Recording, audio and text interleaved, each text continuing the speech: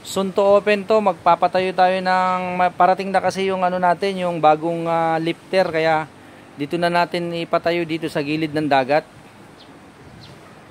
At good morning mga mix mga par, no? Meron tayong viewing ngayong umaga, araw ng Sunday blessing. Gilid ng dagat to, magpapatayo tayo ng talyer dito, along the highway talaga. Paglabas mo ng gate dito at itutur ko kayo, ay maluwag to. Nasa itong space na ano mismo na bakante ay nasa 300 na ata to, o all more or less 200 square meter.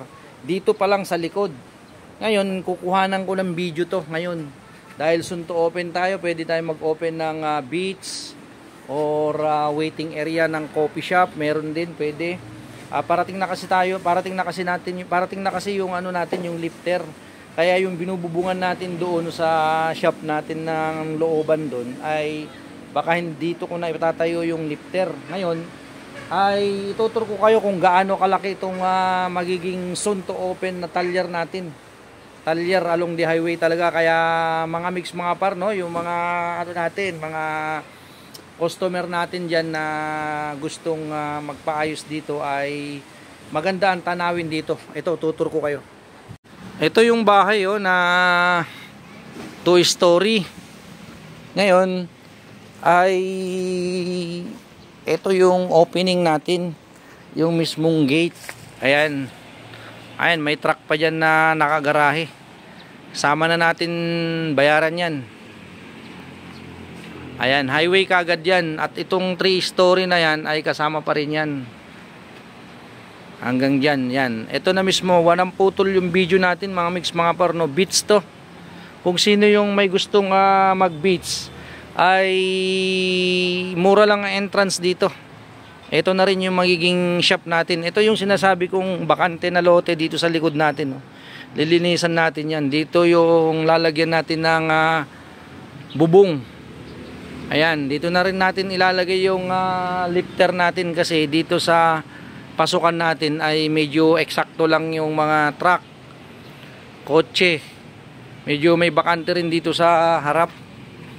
Kaya ang gagawin natin dito ay maglilinis tayo. Soon to open tayo. Ito rin yung mga waiting area na gagawin natin sa mga customer. Ngayon, ito yung gate. Ayan yung gate mismo. Ngayon, paglabas mo dito sa gate, dahil nasa loob ako, ay highway na. Ayan o. Talagang ano yan, highway na highway to. Highway ng bayan ng Compostela. Ito yung magiging area natin. Bali, ang area natin kasama ang building ay nasa 1,000 o 1,500, more or less 2,000 siguro to. Itong magiging talyer natin. Kaya ayan, no, iniikutan ni George kung talagang ano, kasi ngayong araw ng Sunday ay ngayon yung viewing natin, at baka hindi na tayo magpapatayo ng bahay dahil ito na yung gamitin natin mismo, itong 2-story. At ito, ituturo ko kayo ulit dito sa likod, dahil iniikot-ikutan namin tong pag-viewing namin ng magiging pwesto natin sa talyer. Soon to open na to this year or kailan ng ano, at mamaya yung final na close deal. Ito yung bakanteng lupa mga mix mga paro sa likod. Sobrang ganda.